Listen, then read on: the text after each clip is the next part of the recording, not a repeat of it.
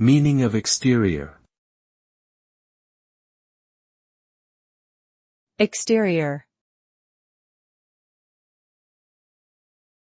Exterior. Exterior. Exterior. The word exterior refers to the outer or external appearance or surface of something, especially a building or structure. It can also refer to the outside of an object or a person's physical appearance.